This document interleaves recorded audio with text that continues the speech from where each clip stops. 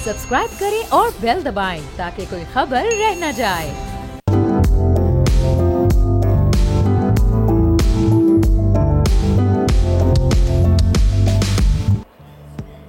अस्सलाम वालेकुम, मैं हूं बाब जहांगीर। आप देख रहे हैं प्रोग्राम व्यापार और नए साल के पहले कारोबारी हफ्ते का आज दूसरा रोज है और पाकिस्तान स्टॉक एक्सचेंज में तेजी का सिलसिला मुसलसल जारी है। गुज़िश्ता रोज भी हमने रिकॉर्ड तेजी देखी और ये तसलसल आज भी बेहतर अंदाज से जारी रहा। गुज़िश्ता रोज कारोबार के अख्ताम पर 100 इंडेक्स में 2210 पॉइंट्स का इजाफा हुआ था। आज मजीद तकरीबन 500 पॉइंट्स के करीब ये बढ़ा है और 65,000 की सतह को भी आज इसने अबूर किया।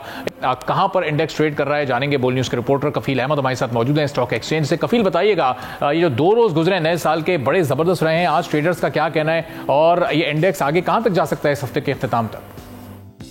देखिए, साल का दूसरा कारोबारी दिन है स्टॉक मार्केट में और कारोबार के आगाज में मार्केट का जो सेंटीमेंट था पॉजिटिव था और तकरीबन 450 पॉइंट्स का मार्केट में इजाफा देखी गई, जिसके बाद जो 100 इंडेक्स था वो 65,000 की जो सतह है उसे बहाल करने में जो है एक बार फिर कामयाब हुआ। और ताहम उसके बाद अगर हम बात कर लें तो मार्केट में जो सेंटीमेंट था थोड़ा सा जो है वो नेगेटिव हुई प्रॉफिट टेकिंग के बायस और मार्केट में जो है वो कमी देखी गई। ओवरऑल अगर हम बात कर ले जो सरमाएकारों का कहना यही है कि ओवरऑल सेंटीमेंट पॉजिटिव है और मार्केट में जिस तरह खबरें हैं वो खासी मस्बत है। आज भी हम बात कर ले तो सीमेंट और जो टेक्नोलॉजी के जो सेक्टर्स हैं उसमें खासी जो खरीदारी वो देखी गई थी।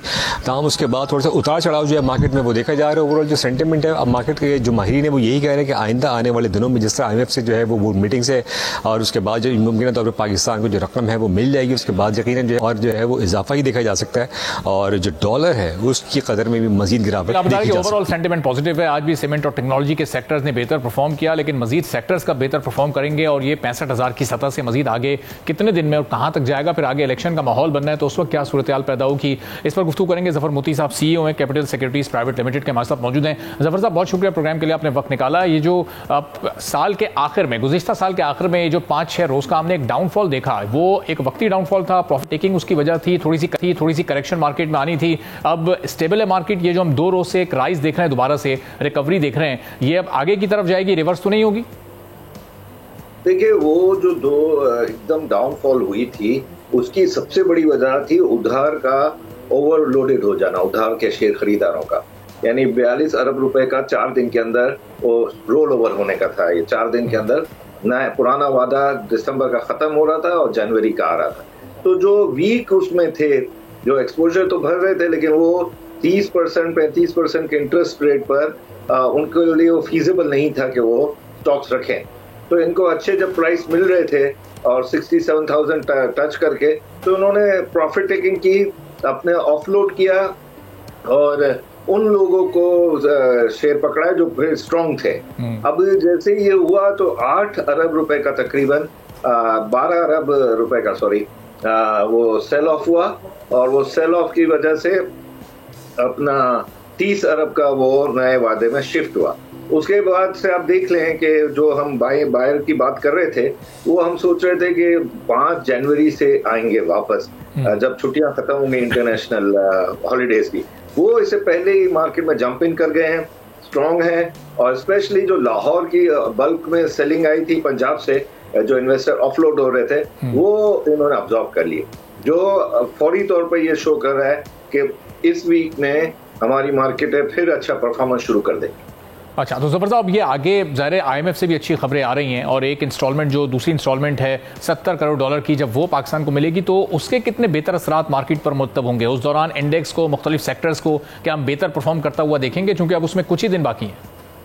जी बिल्कुल देखेंगे। और इस दफा IMF तो पूरी टीम के साथ निगोशिएट भी करेगा और IMF ने गो हेड तो दिया हुआ है नीचे के लेवल पर, लेकिन वो चाहते हैं कि अब जो दोबारा इशुएंस होगी, नए पॉलिसी प्रोग्राम में भी हम जाएंगे, तो वो इतने स्ट्रांग तरीके से और नुक्स एंड कॉर्नर्स को सेट करेंगे, पेचकस और टाइट करेंगे और हर चीज को मेंटेनेबिलिटी पर लेकर आएंगे।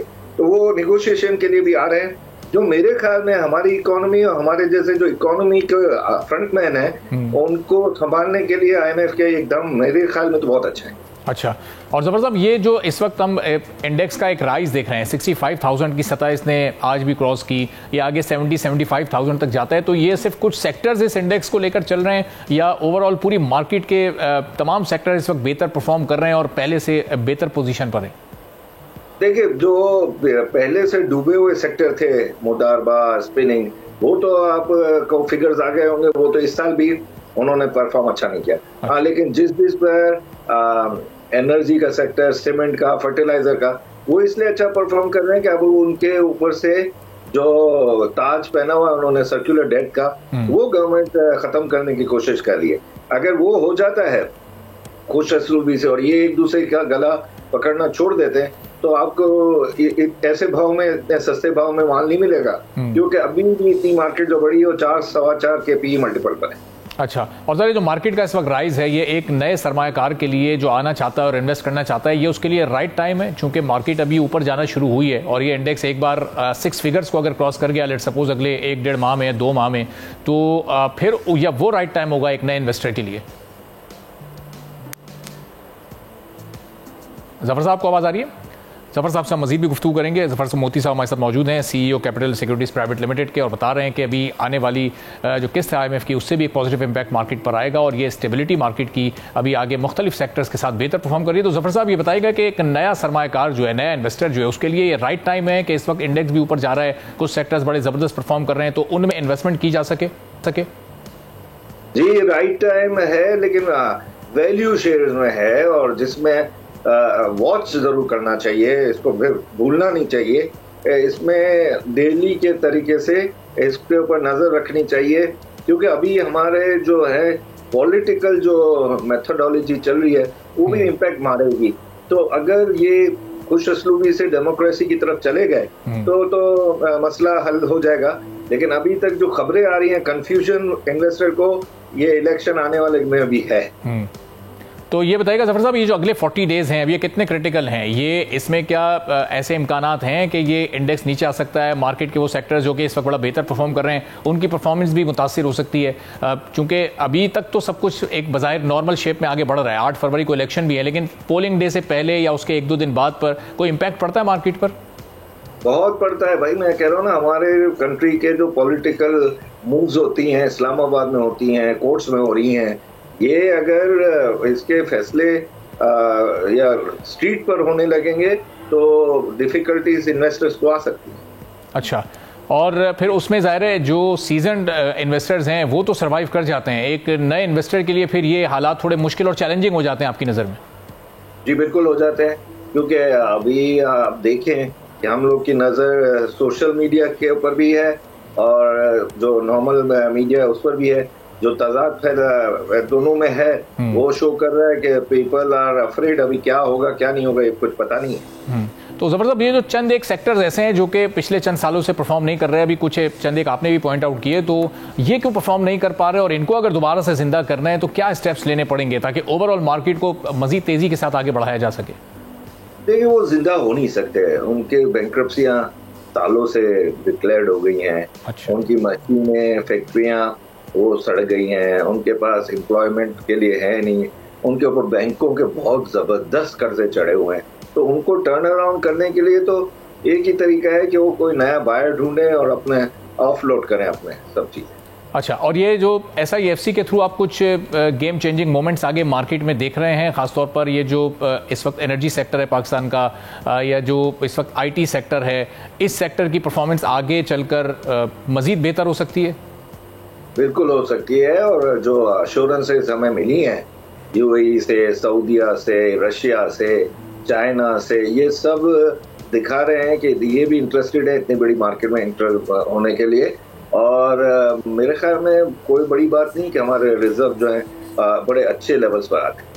ठीक है, चलें, बहुत बहुत शुक्रिया जफर मोती साहब, CEO कैपिटल सिक्योरिटीज़ प्राइवेट साथ मौजूद थे। और आज मार्केट ने 65,000 की सतह को अबूर किया।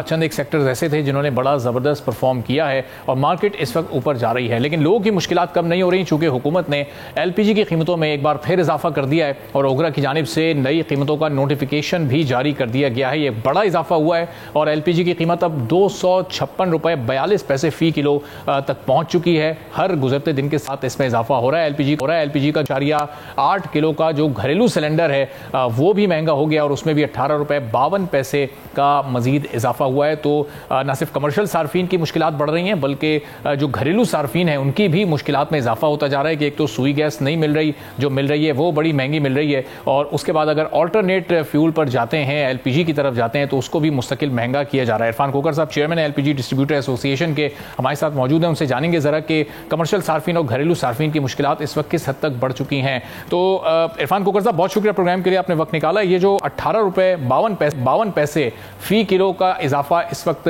ये किया गया है, ये कितना बड़ा इजाफा है? इससे एक घरेलू सारिफ और एक कमर्शियल सारिफ किस हद तक मुतासिर होगा? इस वक्त जो एलपीजी की प्राइस बढ़ी है और मैं समझता हूँ कि 2016 की पॉलिसी को हमें रिव्यू करना होगा। आप देखें 2016 आज से 8 से 9 साल कबल जो एलपीजी की इंपोर्ट थी वो 20 से 30% थी। आज एलपीजी की इंपोर्ट 60% है।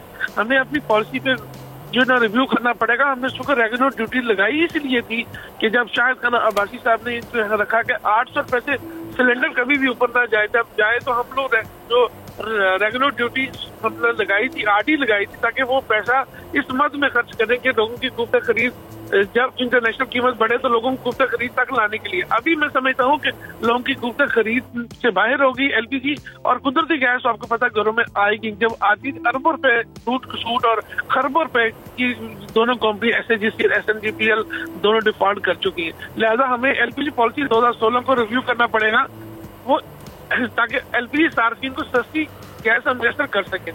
एलपीजी पॉलिसी 2016 को इस अंदाज में देखना पड़ेगा कि हम आवाम को सस्ती गैस कैसे दे सकते। देखिए हाँ, हुकूमत का भी कुछ नहीं जाएगा, हुकूमत अपने पास से कुछ ना दे, सिर्फ इस पॉलिसी को रिव्यू करे।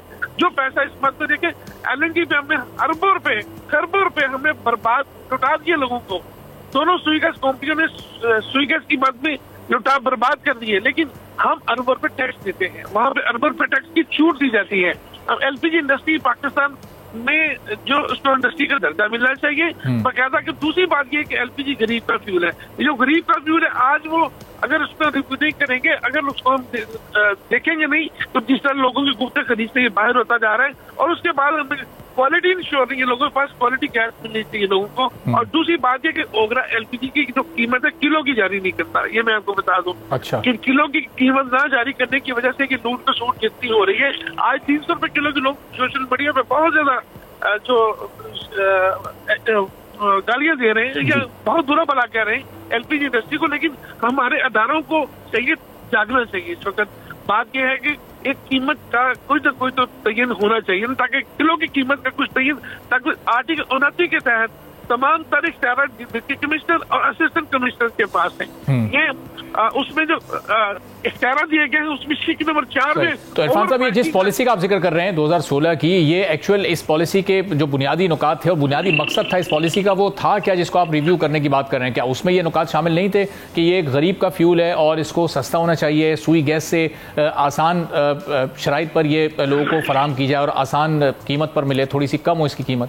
सर वो उस पॉलिसी में यही तो था कि गरीब का फ्यूल 800 रुपए का डोमेस्टिक सिलेंडर 11.8 kg का मिलना चाहिए। जब ऊपर जाएगा तो हमने जो आरडी ड्यूटी लगाई थी, जो जिसमें अरबों रुपए की मद में टैक्स जमा हुआ, वो हमने बनाई इसीलिए थी। शायद खान अब्बासी साहब का नाम मैं इसलिए बार बार कोट कर रहा हूँ, वो कह रहे 800 रुपए से सिलेंडर ऊपर नहीं होना चाहिए लोगों की। उस वक्त की जब डॉलर 104 रुपए का था। अच्छा। बात यह है कि उस वक्त इम्पोर्ट उस वक्त 20% थी, आज इम्पोर्ट 60% हो चुकी है, यानी इम्पोर्ट ज्यादा है। हमने कहा था कि जब इंटरनेशनल कीमत उस वक्त $300 की कीमत, आज आप देखिए $600-700 क्रॉस करती है। हमने वो पॉलिसी बनाई गरीब को रिलीफ। तो इरफान साहब, इसका मतलब ये जो 800 रुपए से सिलेंडर ऊपर नहीं जाएगा और आज ये सिलेंडर जो 3025 रुपए का मिल रहा है, तो ये कोई 4 गुना ज्यादा उस पॉलिसी से कीमत हो चुकी है। तो इसका मतलब उस पॉलिसी की वायलेशन हो रही है, और उस सूरत में उस पॉलिसी में क्या था? पॉलिसी की वायलेशन हो रही है। और मैं समझता हूँ अभी हमें एलपीजी पॉलिसी 2024 में सारी चीजों को अमेंड करना पड़ेगा, ताकि आवाम को उसकी देखने से बात यह कि आपने सुई गैस कंपनियों को पूरी छूट दे रखी, अरबों रुपए साल के साल बर्बाद करते। एलएनजी को आप वहां पे टैक्स छूट देकर वहां डालते और अरबों रुपए की चोरी कर देते। आप देखें कोई कंपनी ऐसी है जो इसमें बैंक डिफॉल्ट नहीं कर, दोनों डिफॉल्ट कर चुकी है। एक वाहद इरफान साहब ये बताएगा कि ये पॉलिसी वायलेशन की सूरत में किस इदारे को हरकत में आना था, किसको कार्रवाई करनी थी, पॉलिसी पर अमल दरामद किसका काम था मुमकिन बनाना? सर, वजारत पेट्रोलियम ने पॉलिसी बनानी होती, कोई भी पॉलिसी जो है वो उसकी वजारत बनाती है, और इम्प्लीमेंटेशन के लिए, मॉनिटरिंग के लिए एक ही अथॉरिटी है जो ओगरा अथॉरिटी है, जिसको इसको मॉनिटर करना होता है। मैं फिर एक दफा गुजारिश करूंगा, चेयरमैन ओगरा ने बहुत अच्छे इकदाम किए, लेकिन अभी वजारत पेट्रोलियम या आने वाले जो हुकूमत होगी वो इसको कर सके, चूंकि सेटअप में मुमकिन नहीं है ये चीजों को करना मुमकिन, क्योंकि एलपीजी पॉलिसी में बहुत से एतराज उठाए जा चुके हैं। लेकिन मैं यहाँ पे यूनाइटेड बिजनेस ग्रुप को मुबारकबाद पेश करूंगा कि एफपीसीसीआई का इलेक्शन उन्होंने क्लीन स्वीप किया। हम एफपीसीसीआई से गुजारिश कर रहे हैं कि एक फोरम ऐसा बनेगा जिसमें चेयरमैन ओगरा भी बैठेगा, मिनिस्टर पेट्रोलियम भी बैठेंगे, उसमें डीजी गैस भी बैठेंगे और एक्सप्लोसिव वाले भी बैठेंगे। हमें सस्ती गैस कैसे दी जा सकती है, एलपीजी और गैर में टेंडर का खात्मा कैसे हो सकता है। तो अब इरफान साहब, क्या ये नई पॉलिसी लाने से पहले या रिव्यू करने से पहले जो पुरानी पॉलिसी की वायलेशन है उसके जिम्मेदारों का तयन करना पड़ेगा? कहां से ये वायलेशन स्टार्ट हुई, और जब ये पहली बार वायलेशन हुई उसके बाद आपने आवाज उठाई, आप लोग के कुछ डायलॉग्स हुए, हुकूमत के सामने आपने ये मामला रखा? सर, मुझे ये आपका जो सवाल है मुझे इतनी तकलीफ देता है कि मैंने हर फोरम पे आवाज उठाई है, यार मेरी टेंडर हो, यार मेरी गैस हो, एक्सप्लोसिव डिपार्टमेंट हो, मैंने हर जगह हर फोरम पे मैंने ये आवाज उठाई है। इसलिए आवाज उठाई है कि आवाम को रिलीफ मिलती है। सर, ये मासूम जाने जाती है, ये बाकी चीजें शालम मार्केट में देखे बरमार 2 नंबर स्टैंडर्ड, पाकिस्तान पूरे में हार्डवेयर दुकानों पे जो स्टैंडर्ड लटके पड़े हैं, ये जो सारे बम हर घर में पहुंच चुके हैं। सर, CO2 की मिक्सिंग हो, मैंने आईजी राजा रिफर का बेहद मशहूर, उन्होंने डीएजी हेडक्वार्टर की ड्यूटी लगाई, मैं अभी 2 रोज पहले ये खत्म करके आया हूँ। वहां पे 11 जाने गई है सर CO2 मिक्स पे चक्कर में जी, पन्नू आकल ने। इसी तरह जो एलपीजी कीमत की बात है वो मैं बार बार, मेरे अलावा आप एक नाम बता दें जो आवाम की बात है, सस्ती एलपीजी की या प्यारी एलपीजी की या कुछ चीज। तो इरफान साहब ये बताएं कि ये अब आप लोग की डिमांड क्या है कि ये एलपीजी पर, ये ओवरऑल गैस पर क्या सब्सिडी दी जाए हुकूमत की तरफ से? चूंकि हुकूमत ही कहती है कि हम महंगी गैस खरीद कर सस्ती तो नहीं बेच सकते। हमें हुकूमत से कुछ नहीं चाहिए, हमें चाहिए कि जो बंदे नीयत के साथ अवाम की बात करें, अवाम को सहूलत देने की वो बैठे। यहाँ पे अजारादारी या जो निजाम पहले से देखे, मैं फिर कह रहा हूँ 9 साल गुजर गए उस पॉलिसी को, हम उसको लेके चल रहे। वो पॉलिसी अभी मैं कह रहा, एलपीजी पॉलिसी 2024 में अवाम को रिलीफ देने की बात की जाए। हमने स्वीकार तो लोगों घरों में नहीं है, हम अगर एलपीजी है तो एलपीजी हमने। इरफान साहब, वो आवाम को जो आप रिलीफ की बात कर रहे हैं उसका तरीका कार क्या है, उसका मैकेनिज्म क्या है? हुकूमत जिन निर्खों पर गैस खरीद रही है, जाहिर है उससे जायद में ही या सेम उन निर्खों में ही आवाम तक पहुंचा सकती है, उससे कम में तो देना शायद उसके लिए मुमकिन ना हो। जी सर, जब रेगुलर ड्यूटी लगाई गई थी ना लोकल प्रोडक्शन के ऊपर, उसका मकसद ये था कि जब इंटरनेशनल जो पाकिस्तान में गैस का शॉर्टफॉल है उसको पूरा करने के लिए, यानी डिमांड एंड सप्लाई का जो गैप है उसको पूरा करने के लिए रेगुलर ड्यूटी लगाई गई थी। जो पैसा उस बात में इकट्ठा हो रहा है वो पैसा रखा जाएगा। सीपी इंटरनेशनल कीमत जितनी भी ऊपर जाएगी वो जाएगी, वो गैप को कवर करने के लिए वो पैसे वहां डाले जाएंगे ताकि अवाम को गैस सस्ती मिले। अब होता क्या है सर, इंटरनेशनल जो कीमत है जितनी ऊपर जाती है उतनी ही गैस महंगी हो जाती है। बात यह है कि लोगों की तनख्वाह तो नहीं बढ़ी, डॉलर ऊपर चला गया, लोगों की उससे खरीद तो चीजें बाहर चली गई। बात यह है कि पॉलिसी ऐसी बननी है कि डॉलर जहां मर्जी जाता जाए, लेकिन अवाम को एक कीमत पे चीज को मिलनी चाहिए। जो लोकल प्रोडक्शन है उसके चंद लोगों का कब्जा है, एलपीजी लोकल का पे चंद लोगों का कब्जा है। पाकिस्तान में इमरान खान की गवर्नमेंट में नदीम बाबर साहब ने हमारी रिक्वेस्ट के ऊपर काम किया था कि एक तो इंपोर्ट के ऊपर टैक्स अलग करवा दिया था, दूसरा उन्होंने ये किया था कि जो पाकिस्तान की लोकल एलपीजी पैदा होती है उसमें तमाम लोगों को मसावी तस्कीम की पीपीएल के फार्मूले के तहत। लेकिन इरफान साहब, पॉलिसी वायलेशन उस वक्त भी हो रही थी ना, उन्होंने उस वायलेशन के खिलाफ तो कोई कार्रवाई नहीं की। देखिए मेरी बात सुन, चेयरपर्सन की उस वक्त जो चेयरपर्सन थी उन्होंने ये वायलेशन सारी पर्सन ओजीडीसी की बंदरबांट गैस की हो रही थी और उसके बाद पार्कों की बंदरबांट हो रही थी। दोनों अदारों को कहा कि तुम लोग जो प्रीमियम बोनस दे रहे हो ये जगह टैक्सेस को ना लिया जाए। पीपीएल तो मान गया, पीपीएल ने वही गैस तमाम कंपनियों तक करना शुरू कर दी, लेकिन ओजीडीसी ने वही अपनी हटदर्मी कायम रखी, पार्कों ने वही हटदर्मी कायम रखी और आज चंद लोगों के हाथों में लोकल गैस का कोटा है और वो मनमानी कीमत वसूल करते हैं। आप टोटल अंदाजा लगा लें। लेकिन इरफान साहब, ये तमाम इदारे जिनका आप नाम ले रहे हैं ये हुकूमत के ही मातहत होते हैं ना। हुकूमत का ही काम था कि अगर इनमें कोई बिगाड़ है तो उसमें सुधार पैदा करना, और अगर कोई पॉलिसी वायलेट हो रही है तो उसके खिलाफ कार्रवाई करना। लेकिन हुकूमत ने मुस्तकिल, पिछली हुकूमत की बात करूं, उसने गफलत का मुजाहरा किया ना कि पॉलिसी वायलेशन के खिलाफ कहीं कोई कार्रवाई नहीं की गई। जी बिल्कुल, आप देखिए, मैं जो ये बात कहना चाह रहा हूँ ना कि फर्ज करें कि उसी गवर्नमेंट ने, यानी पीटीआई गवर्नमेंट ने टैक्स में जब रिलीफ दिया, उसके बाद अब देखिए पीटीएल फार्मूला, मैं वो कहता हूँ कि पाकिस्तान में जितनी गैस पैदा होती है वो तमाम को अपनी मसावी तकसीम होनी चाहिए, वो चंद हाथों में नहीं रहनी चाहिए। फ्लड आया तो आप अंदाजा करें, उस वक्त इम्पोर्ट तो ना आ सकी, लोकल गैस 400 रुपए किलो बिकी, वो चंद हाथों में गैस थी, वो जब चाहते थे कीमत बढ़ा लेते थे।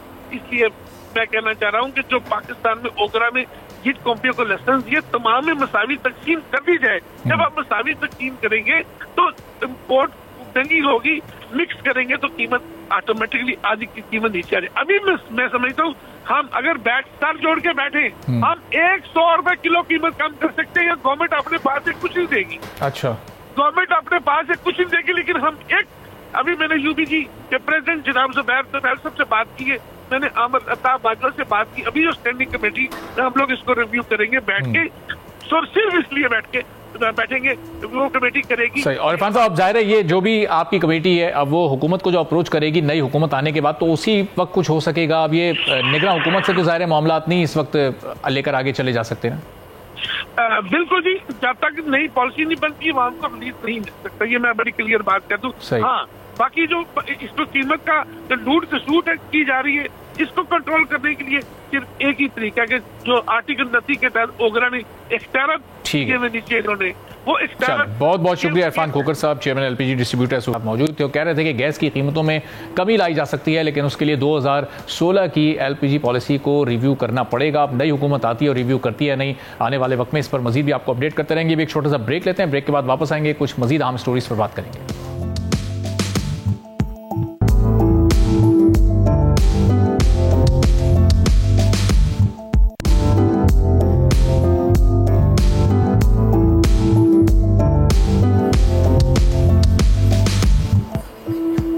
एक बार फिर आपको प्रोग्राम में खुशामदीद कहेंगे। और 70 करोड़ डॉलर की किस्त का मामला, जिस पर IMF को तमाम शराइत पर अमल करने की यकीन दहानी करा दी गई है। वजीर ख़जाना गवर्नर स्टेट बैंक को उन्होंने IMF को खत लिख दिया है और तमाम तयशुदा शराइत नाफिज करने का अज़्म भी उस खत में वाज़े तौर पर एक बार फिर दोहरा दिया गया है। जबकि हम ये भी देख रहे हैं कि 2024 में माली साल में अफराते ज़र की शरह कम रहने का इम्कान है, और अगर ये शरह कम होती है तो उसके माशी एतबार से कितने बेहतर असरात मुरतब होंगे। 20 से 22% तक रहने की ये तवक्को की जा रही है। और स्टेट बैंक का ये कहना है कि 2023 मौशी मसाइल की वजह से चैलेंजिंग रहा था, स्ट्रक्चरल कमजोरियों की वजह से मईशत संभल नहीं सकी और महंगाई का मसला भी उस दौरान अपनी पीक पर रहा, लेकिन 2024 में हालात काफ़ी बेहतर होंगे। अब क्या वाकई स्टेट बैंक का ये दावा हकीकत पर मबनी है? इसी पर गुफ्तगू करेंगे फ़रूख सलीम साहब, हमारे माशियात ने। फ़रूख साहब, बहुत शुक्रिया प्रोग्राम के लिए, आपने वक्त निकाला। सबसे पहले तो ये 11 जनवरी के बाद जो किस्त पाकिस्तान को मिलने जा रही है, 70 करोड़ डॉलर पाकिस्तान के पास आ जाएंगे, इससे पाकिस्तान की इकॉनमी में कितने बेहतर असरात मुरतब हो सकते हैं? फौरी तौर पर कहीं कोई ऐसा बड़ा चेंज आता हम देख रहे हैं जो कि पॉजिटिव? IMF से जो हमारा प्रोग्राम चलता है, IMF से जो हमें स्टार्ट मिलती हैं, उसका जो असल बेनिफिट है वो एक एतमाद और एतबार का जो मामला शुरू होता है, यानी कि पाकिस्तान की इकॉनमी के ऊपर कॉन्फिडेंस बाकी मालियाती इदारों को आ जाता है। 700 मिलियन डॉलर की किस्त है, बड़ी किस्त है, लेकिन इससे कोई मईशत के ऊपर कोई बहुत ही ज़बरदस्त किस्म के मस्बत असरात फ़ौरन नज़र नहीं आएंगे, लेकिन वर्ल्ड बैंक को कॉन्फिडेंस आ जाता है, एशियन डेवलपमेंट बैंक को कॉन्फिडेंस आ जाता है। बहुत सारे हमारे जो बाइलेटरल लेटर्स हैं, जिसमें सऊदी अरेबिया है, चीन है, यूनाइटेड अरब एमिरेट्स है, उनको एक दर्जे का जो है वो कॉन्फिडेंस सामने आ जाता है। एक हेल्थ का सर्टिफिकेट मिल जाता है कि पाकिस्तान IMF के प्रोग्राम में कंटिन्यू कर रहा है। तो वो जो सिंबल है, जो इशारिया है, जो इंडिकेटर जाते हैं, वो बड़ा मस्बत जाता है। सही। और सर ये जो पिछले 5-6 माह से जब से SIFC की फॉर्मेशन हुई है, जो नई इन्वेस्टमेंट की पाकिस्तान में बातें हो रही हैं, ज़ाहिर है वो एक लॉन्ग टर्म प्लान है, उसमें एक लंबा टाइम लगना है। शॉर्ट टर्म जो चैलेंजेस पाकिस्तान के इस वक्त हैं इकोनॉमी के, उनका इस वक्त सोल्यूशन क्या है? नई हुकूमत आने वाली है, उसके लिए बड़े चैलेंजेस होंगे, तो और फिर आगे उसको बजट भी बनाना है, तो ये अगले 3-4 माह कितने मुश्किल देख रहे हैं आप नई हुकूमत के लिए पाकिस्तान में माशी एतबार से? 2023 का जो साल गुजरा है उसको अगर हम पहले 5-6 महीने अलग कर लें और आखिरी 5-6 महीने अलग कर लें, तो पहले जो हाफ है 2023 का, उसमें तो 3 बड़े चैलेंजेस सामने आए थे। हमारी करेंसी बहुत तेजी से गिर रही थी, जो महंगाई है, खासतौर पे जो खुराक की महंगाई है, उसने पिछले 40-50 साल के रिकॉर्ड तोड़ दिए थे, और फिर फॉरेन एक्सचेंज के रिजर्व बहुत तेजी से गिर रहे थे। पिछले 4 या 5 महीनों में कुछ मस्बत इशारे सामने आने लगे हैं। उसने देखा कि सऊदी अरामको ने कोई $100 मिलियन की इन्वेस्टमेंट की है। सऊदी कंपनी है वाफी एनर्जी, उसने कोई $150 मिलियन की इन्वेस्टमेंट की है। शंघाई इलेक्ट्रिक ने ऐलान किया कि उसका $2 बिलियन का जो थरकोल का पावर प्रोजेक्ट था, उसकी फाइनेंशियल क्लोजिंग हो गई है। ये तो स्लात ने आपको पता है कि कोई $490 मिलियन का टेलीनॉर पाकिस्तान जो है उसके अंदर इन्वेस्टमेंट की है। साथ ही साथ जो हम जैसे पहले कह रहे थे, वर्ल्ड बैंक का $350 मिलियन का एक सब्सिडाइज करता है, उसको IDA ने मैच किया है, another 350 million. Asian development bank का 250 मिलियन है। उसके नतीजे में हमारे रिजर्व भी कुछ बड़े हैं। अब बड़े सवालात इलेक्शन के बाद, देखिए इलेक्शन के बाद सबसे बड़ा सवाल जो मेरे ज़हन में आता है वो ये है कि क्या जो हुकूमत मुंतखब होके आएगी, इलेक्ट होके आएगी, उसकी तरजीह क्या होगी? क्या तरजीह सियासत होगी या तरजीह जो है वो मईशत होगी? दूसरा सवाल ये उठता है कि जो माशी पॉलिसी है, क्या उसमें तसलसल नजर आएगा, पॉलिसी कंटिन्यूटी नजर आएगी, या जो पॉलिसी पिछले कुछ महीनों में हमें नजर आ रही है वो नहीं रह सकेगी? और फिर सियासी एतबार से जो तकसीम की सियासत है, क्या वो दूर हो जाएगी? क्या सियासी अदम इस्तेहकाम कुछ दूर होने लगेगा या नहीं हो पाएगा? तो ये 3 बड़े सवाल हैं जो इलेक्शन के बाद के पीरियड में मेरे ज़हन में आते हैं। तो फारूक साहब, ये इसमें जो ये आपका सवाल है कि ये जो पॉलिसी है इस वक्त, इकोनॉमिक पॉलिसी, इसकी कंटिन्यूएशन रहेगी या नहीं रहेगी? क्या ये ऑप्शन भी पाकिस्तान के पास है कि इसका तसलसल कायम ना रह सके? चूंकि ये जो अशारिये इस वक्त थोड़े से हमें मुस्बत सिमत में नजर आना शुरू हैं। स्टेबिलिटी तो दरअसल उस वक्त आएगी जब एक मुंतखब हुकूमत आ जाए और वो भी फिर उस पॉलिसी को आगे लेकर चले, तो 2-3 साल तक उसकी कंटिन्यूएशन रहे। देखिए, एक जो इदारा बन के सामने आया है जिसको हम SIFC कहते हैं, इसकी कानून साजी हो चुकी है, वो कानून का हिस्सा बन गया। वो जो भी हुकूमत आएगी, मैं समझता हूँ कि उसको ख़त्म कर देना वो शायद मुमकिन नहीं होगा। अब ये माशी पॉलिसी की कंटिन्यूएशन होगी, जो ओवरऑल माशी पॉलिसी है, this is very difficult to say. इस स्टेज पे ये कहना हुकूमत कैसी बन के आएगी, क्या वो मखलूत हुकूमत होगी, क्या किसी एक पार्टी को जो है वो मेजॉरिटी मिलेगी? हमारा तजुर्बा, एक्सपीरियंस, तारीख ये बताती है कि जब मखलूत हुकूमत सामने आती है जिसमें बहुत सारी पार्टी मिल के हुकूमत करती हैं, उसका नतीजा मईशत के हवाले से कुछ अच्छा नहीं निकलता। अच्छा। अब जो सर्वे सामने आ रहे हैं, जो ग्राउंड परसेप्शन सामने आती है, उसमें महसूस यही हो रहा है कि एक कोलिशन गवर्नमेंट सामने आएगी, और कोलिशन गवर्नमेंट का, जैसे मैंने पहले कहा, उसका मईशत के हवाले से कोई तजुर्बा इतना मस्बत नहीं रहा। अच्छा, तो फारूक साहब, ये अगर थोड़ा सा हम सेक्टर वाइज बात करें, अभी पाकिस्तान का हर इंडस्ट्रियलिस्ट परेशान है, गैस की कीमत बढ़ती जा रही है, उनके लिए मुश्किल हो रहा है इंडस्ट्री को रन करना, और इसी वजह से फिर एक्सपोर्ट पर भी असर पड़ रहा है। पाकिस्तान की एक्सपोर्ट उस हद तक नहीं बढ़ पा रही जितना बढ़ना चाहिए। हम स्टॉक एक्सचेंज को देख रहे हैं, वो इस वक्त बड़ा हाई पर जा रही है। तो ये ओवरऑल जो ये मुख्तलिफ सेक्टर्स की इस वक्त परफॉर्मेंस है, ये जो स्टेबिलिटी है, ये एक हकीकी स्टेबिलिटी है, आगे भी ये सिलसिला जारी रहेगा, या ये इसमें कहीं एक कोई वक्ती मामला आप देख रहे हैं कि टेम्परेरी कोई स्टेबिलिटी इस वक्त मौजूद है? अभी तो कुछ माह हुए हैं और कुछ मस्बत इशारे सामने आए। तो एक चीज की जो तफरीक करनी पड़ती है वो है इंतजामी इक़दाम और पॉलिसी। अभी जो मस्बत इशारे हमारे सामने आए हैं वो ज्यादातर जो इंतजामी इक़दाम उठाए गए हैं, जो एडमिनिस्ट्रेटिव मेजर्स उठाए गए हैं, उनका नतीजा सामने नजर आ रहा है। दो चीज़ें जिनका अभी भी फुकदान है, एक तो इस्लाहात का फुकदान है और पॉलिसी का फुकदान है। इस्लाहात के बगैर जो है, जैसे आपने जिक्र किया बिजली के शोबे के अंदर जो हमारा कर्जा कहीं 2,500-3 हज़ार अरब के करीब पहुंच रहा है, इसी तरह गैस के शोबे के अंदर भी कोई 2,500-3 हज़ार का गर्दिशी कर्जा है। पिछले साल कोई 520 अरब रुपए की बिजली चोरी है। इसके इन सेक्टर्स के अंदर अभी किसी किस्म की ठोस पॉलिसीज या रिफॉर्म सामने नहीं आई, इंतजामी इकदाम सामने आए हैं। और यकीन कीजिए कि SIFC की हम बड़ी बात करते हैं, SIFC जो है वो रिफॉर्म्स का मुतबादिल नहीं है, ठीक है, इट्स नॉट सब्स्टिट्यूट। तो फारूक साहब, ये SIFC के जो भी फवाइद हैं, जो समरात हैं, वो तो एक लॉन्ग टर्म प्रोसेस का हिस्सा है। शॉर्ट टर्म सोल्यूशंस अभी पाकिस्तान के पास और नई गवर्नमेंट के पास क्या होंगे? देखिए, शॉर्ट टर्म सोल्यूशन जो हम 70, 72, 75 सालों से जो गलतियां कर रहे हैं माशी एतबार से, उसके लिए कोई जादू की छड़ी नहीं है। अच्छा। जब तक रिफॉर्म्स का मसला, रिफॉर्म्स का जो डायरेक्शन है वो नहीं मुल्क या मईशत पकड़ पाती, उस वक्त तक मामला सीधा होता नजर नहीं आता। दो बड़े शोबे जो हैं गैस और बिजली के, उनमें जो क्वांटम है, जो गलतियों का पार है, वो इतना बड़ा है कि वो पूरी की पूरी मईशत को ले डूब सकता है। उसमें ये पोटेंशियल है।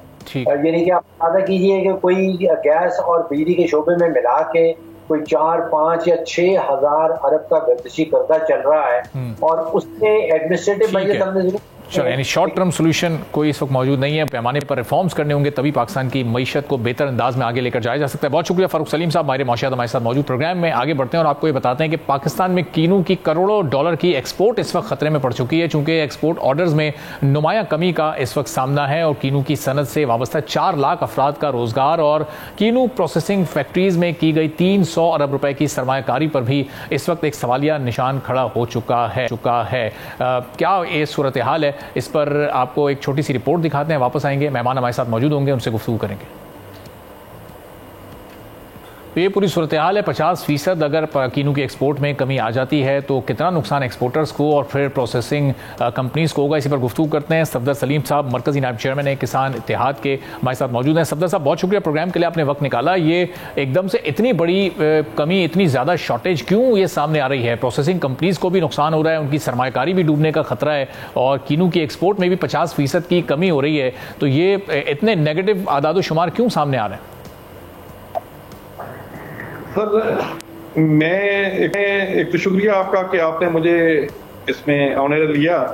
बात तो हम कर रहे हैं ना एग्रीकल्चर की, जब ये बात करते हैं कि जी बैकबोन है आपकी इकॉनमी है ये इनकी और ये एग्री बेस्ड कंट्री है, तो फिर माजरत के साथ मुझे ये कहना पड़ रहा है कि उसी पे इनकी तवज्जो नहीं है।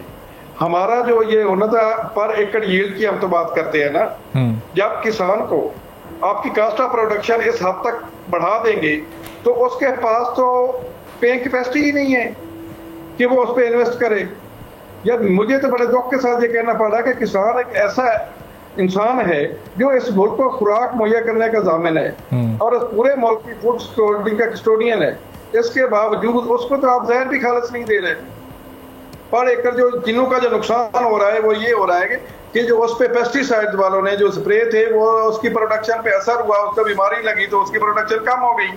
अच्छा, दूसरा आपने जो फर्टिलाइजर का ये जो पूरे मुल्क में आज हुआ खड़ा है कि आपकी हर चीज तो ब्लैक में जा रही है, तो फिर आपकी गवर्नेंस कहाँ पे है? अगर आप इस मेरे किसान को यूरिया भी रेट पे नहीं दे रहे, पिछले दिनों में हमारा एक सेमिनार भी था, वहां पे जो आपके मिनिस्टर है फूड सिक्योरिटी, वो ये कह रहे थे कि हमारे पास फर्टिलाइजर की कमी नहीं थी और वो खुद मान रहे थे कि हम इसको मैनेज नहीं कर सके जी। जब तक ये ब्यूरोक्रेसी, मैं सभी की बात नहीं कर रहा, ये आपको ये चीजें मैनेज करने में आपके लिए प्रॉब्लम क्रिएट कर रही हैं, तो फिर आपकी गुड गवर्नेंस में ये होना चाहिए कि आपके पास अगर खाद मौजूद है, आपकी सप्लाई पूरी है, जितनी आपकी डिमांड है उतनी आपने प्रोड्यूस कर ली। अब ये मंगवा रहे हैं उस पे अभी जो इनके बाहर से जो इम्पोर्ट किए इन्होंने यूरिया, तो आप किसान को क्या फायदा, उसका मेरे कीनू के ग्रोवर्स को क्या फायदा होगा? अभी तो ये डाउनफॉल इन्होंने लगा दिया ना इस पे आके कि जब आप उस कीनू को सिक्योर नहीं कर सके, उसकी प्रोडक्शन कम हो गई, उसको पेस्टिसाइड आपने खालिश नहीं दिया, वो दवाई उसको नहीं मिली या फिर उसकी प्राइसेस इस हद तक बढ़ा दी गई कि वो मोनोपोली तो उनकी और वे चेक एंड बैलेंस आपके किसी डिपार्टमेंट में भी नहीं किया, तो फिर किसान तो वो कर भी नहीं सका ना। और सफदर साहब, ये आपके किसानों के जो मसाइल हैं, जो यूरिया का जिस तरह से ब्लैक में मिलना और महंगा मिलना, इस पर हमने इससे पहले भी कई प्रोग्राम्स में आवाज़ उठाई और उमैर मसूद साहब को भी यहाँ बुलाया, वो हमारे साथ आए और कई बार आए और वो भी उस सेमिनार में मौजूद थे। वहाँ जो आर्मी चीफ के सामने आप लोगों ने तमाम डिटेल्स रखी, वो भी उसको भी हमने पूरी तरह से कवर किया। वहीद अहमद साहब को भी हमने बुलाया था यहाँ पर, जो पेट्रो इन चीफ हैं और कीनू की एक्सपोर्ट से मुतालिक उन्होंने बड़ी हौसला अफजा पर उम्मीद बातें की थी। तो अब इस सेमिनार के बाद और चीज़ें हुक्काम बाला के इल्म में आने के बाद अब आपको कहीं कोई बेहतरी की उम्मीद? ये जो फिगर्स हैं ये आपको रिवर्स होते दिखाई दे रहे हैं, जो कि 22 करोड़ से हम 10 करोड़ के ज़र मुबादला पर आ रहे हैं। कीनू से जितना हम कमाया करते थे उससे आधे से भी कम पर हम वापस आ रहे हैं। जी, मैं वही बात कर रहा हूं। मैं भी सेमिनार में मौजूद था, जो चीफ साहब ने वहां पे बात की, यकीनन हौसला अफजा थी। और वो जो बात कर रहे थे वो पता चल रहा था कि वो दिल से बोल रहे हैं और वो उस मुल्क के साथ सिंसियर है। हम तो पहले दिन से कहते हैं ना कि फूड सिक्योरिटी का जो कस्टोडियन है वो किसान है और बॉर्डर सिक्योरिटी का जो कस्टोडियन है वो जवान है हमारा। तो वो तो अपनी कर रहे हैं, लेकिन हम ये चाहते हैं कि जो गवर्नमेंट है, जो ग्रास रूट लेवल पे हमारा जो डिप्टी कमिश्नर है, हमने वहां पे भी बात की, ये तो उसने करवाना है ना। खाद मौजूद है तो डीलर उसको ब्लैकमेल कर रहे हैं, तो वो उसको क्यों नहीं दे रहे किसानों को? अब जब जरूरत नहीं रहेगी तो तब वो अवेलेबल होगी और वो फ्री आपको मिलेगी, तो उसका हमें क्या फायदा होगा? और जब जरूरत पड़ेगी आइंदा 2 साल में हालात क्या ऐसे पैदा होने जा रहे हैं कि खुदा न खास्ता पाकिस्तान से कीनू की एक्सपोर्ट ही बंद होने जा रही है? क्या इतनी डाउनफॉल का शिकार है ये इंडस्ट्री? इंडस्ट्री इसीलिए शिकार है ना कि ये तो आपकी लोकल प्रोडक्शन ही फिर पूरी नहीं कर पाएगी ना। इसमें कसूर तो गवर्नमेंट का है ना। हमने सिर्फ ये रिक्वेस्ट की है कि अगर आप इस मुल्क को चलाना चाहते हैं, ज़र मुबादला ज्यादा कमाना चाहते हैं, तो हमारे जो खालिद बार साहब ने वहां पे कहा था कि हम किसानों को एक कोर्स समझ लें। आर्मी चीफ से ये रिक्वेस्ट की, एक हम एक कोर्स समझ लें और महीने में सिर्फ 1 दिन दे दें ताकि हम अपने मसाइल आपको बयान कर सकें और उसके मुताबिक आप उसकी इम्प्लीमेंटेशन करवाएं। अगर वो ये करते हैं, जो कमेटी ऐसी बनती है जो कम से कम ग्रास रूट लेवल पे हम उसको जो मसाइल है वो उनको बताते हैं और उस पर अमल दरामद होता है, तो फिर उम्मीद तो की जा सकती है ना। इंशाअल्लाह ताला ये मुल्क, उनकी भी हौसला यही था, बुलंद थे, और हमारा भी यही है, ये इस मुल्क ने ट्रैक पे चढ़ना है इंशाअल्लाह ताला। तो साहब इसका मतलब ये कि हुकूमत चाहे वो पिछली हो या उससे पहले की हो या उससे भी पुरानी हो, पिछले 10, 15, 20 साल में जितनी भी हुकूमतें आई हैं वो आप लोग के मसाइल हल करने में मुकम्मल नाकाम रही हैं। इसलिए अब आप चीफ ऑफ आर्मी स्टाफ से ये अपील कर रहे हैं कि वो कोई कमेटी बनाए। जी सर, हमने यही कहा ना कि ये जो डेमोक्रेटिक जो गवर्नमेंट्स आई हैं ये जातियात से निकले ही नहीं है। ये मुल्क के बारे सोचे ना, अपने जात के बारे में तो ना सोचे ना। जब मुल्क के बारे में आप सोचेंगे तो फिर ही मुल्क टैक्स पे। और सफदर साहब ये चलें, वो कमेटी बन भी जाती है, उस कमेटी में आप लोग की भी रिप्रेजेंटेशन शामिल होती है, तो आप लोग की तजावीज़ हैं क्या? ये जो सनत इस वक्त ज़बू हाली का शिकार है, इसको वापस अपने पैरों पर खड़ा कैसे करना है? कीनू की अगर हम मिसाल ले लें, इसकी एक्सपोर्ट को अगर डबल करना है या वापस उसी नंबर पर लेकर आना है, तो वो उसके लिए फिर क्या क्या इकदाम जरूरी होंगे? सारे इकदाम तो यही है ना कि हम जब पर एकड़ यील्ड हमारी बढ़ेगी तो उससे भी सरप्लस फसल होगी, तो फिर ही आप एक्सपोर्ट करेंगे ना। ऊपर वाली पॉलिसीज तो गवर्नमेंट ने बनानी है ना। वो गवर्नमेंट जब बनाएगी, वो एग्रीमेंट्स तो गवर्नमेंट ने करने के किस किस मुल्क को हमने किस मिकदार में किन्नू भेजना है, लेकिन प्रोड्यूस हमने करना है। मैं ये समझता हूँ कि मेरा जो किसान है वो पूरी दुनिया में इससे मेहनती किसान आपको कहीं नहीं मिलेगा।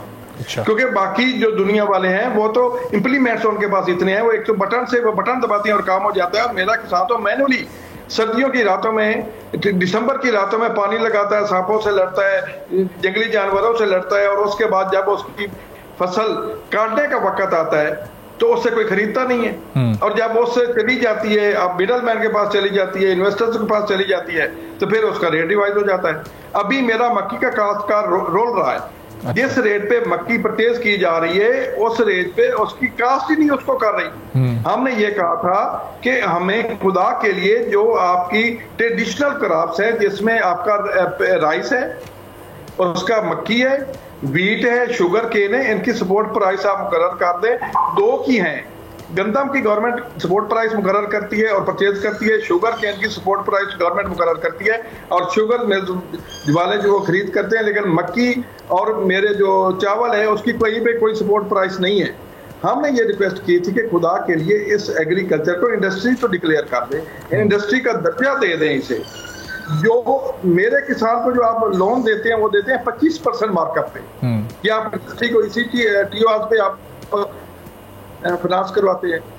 जब तक मेरे किसान की हालत, उसकी पेइंग कैपेसिटी आप नहीं बढ़ाएंगे, फसल का उससे काश्त करवा के खरीदने का वादा आप नहीं करेंगे और वो रेट उसको नहीं करेंगे, मिडल मैन का जब तक खात्मा आप नहीं करेंगे, तो फिर आपकी जो है पर एकड़ यील्ड नहीं बढ़ेगी, और पर एकड़ यील्ड नहीं बनेगी तो आपकी तो खुराक जिस हिसाब से हमारी आबादी बढ़ रही है तो वो तो हम तो वो नहीं पूरी कर पाएंगे। ठीक है, चलें, बहुत बहुत शुक्रिया। ये एक हमने और कहा था कि इस वजह से, और फिर हमने ये भी कहा था कि खुदा के लिए सिर्फ 3 साल के लिए एग्रीकल्चर इमरजेंसी डिक्लेयर कर दें, एग्रीकल्चर इमरजेंसी की बात कर रहा हूं, तो फिर ये मामला सही हो जाएंगे। और अगर इसी तरह हमने ये बातें करती रहनी है कि ये agriculture backbone of the economy है, रीढ़ की हड्डी है, मैशियत हमारी इस पे खड़ी है, ये तो 47। ठीक है सफदर साहब, चलें, आपकी तजावीज़ यकीनन हुकाम बाला तक पहुंची हैं। अब देखते हैं कि इस पर अमल दरामद मुमकिन होता है। आपकी जो शिकायत हैं, जो आपके तहफ़्फ़ुज़ात हैं, वो कब तक हुकूमत दूर करने के काबिल हो पाती है। बहुत बहुत शुक्रिया सफदर सलीम साहब, मरकजी नायब चेयरमैन किसान इत्तेहाद, हमारे साथ मौजूद थे। नाज़रीन, इसी के साथ आज के प्रोग्राम से इजाज़त दीजिए, कल फिर आपसे मुलाकात होगी। अल्लाह हाफ़िज़।